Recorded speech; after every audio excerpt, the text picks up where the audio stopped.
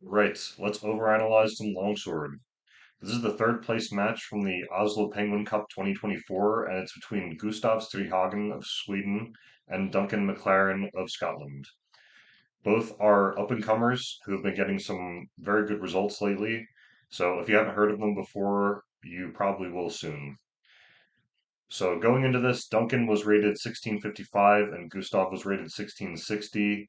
Both of them had their first tournaments in 2019, so this match really couldn't be much closer in terms of stats. So just for reference, 1655, 1660 are just outside of top 100 territory, so very good ratings.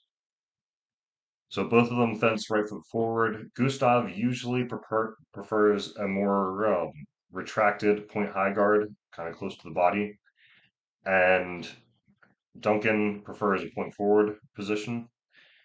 But in the exchanges that I've highlighted, Gustav actually uses Ox, and that's why I want to talk about them because Ox isn't used very commonly, especially at the especially at high level.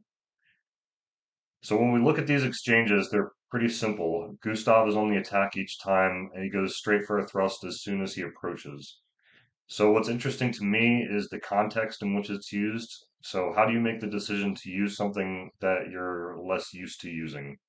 In this case, we're in the second round of a best of three match, and Duncan narrowly won the first round. So Gustav is kind of looking for something to change about his game in order to adapt to the situation. Also, in the first round, Gustav's biggest score was from a thrust straight to the mask. So that's kind of an option that is afforded by the position that you're in Ox. So Ox again is sword high and point towards your opponent. He holds it pretty high over his head and on the left side as well. So he's holding the sword on the left side. So you have your right foot forward, your right arm forward, arms uncrossed. So for his first effort here,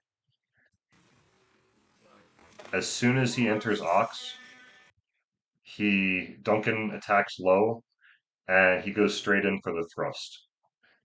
So the Ox leaves your lower body exposed, so it makes sense that Duncan would attack the lower body, but Gustav is already going for the thrust as soon as Duncan hits the low targets, so it results in a double deep. The next exchange is the very next exchange in the match. So once again, Gustav goes into Ox and thrusts straight in towards the mask, though it might land on the arm. And Duncan once again goes for the open target. So this time he targets right arm because that's another thing that's open when you're in Ox. So my guess is that at this point, Gustav decided that his adaptation was not working and he would stop using Ox for now because that's the last time we see it in this round. The third and final time we see Ox during this match is during the third round, and now they're tied one round apiece because Gustav won the second round. So this time Duncan has adapted to the Ox. He may have figured out that Gustav's plan is just to thrust immediately as soon as he enters distance in Ox. So he takes a step back, picks up a parry with his short edge, and lands a clean riposte to the hands.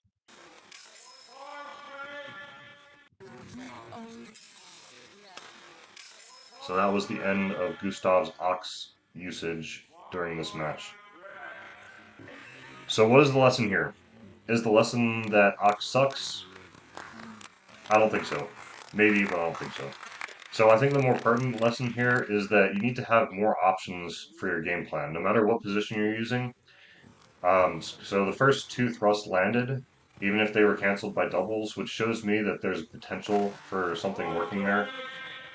But you need to be able to do other things. You need other options from your position in order to make them work and build a good play style around those. So I think it was a good idea. Didn't necessarily work here, but something worth looking into. Yeah, have a good one.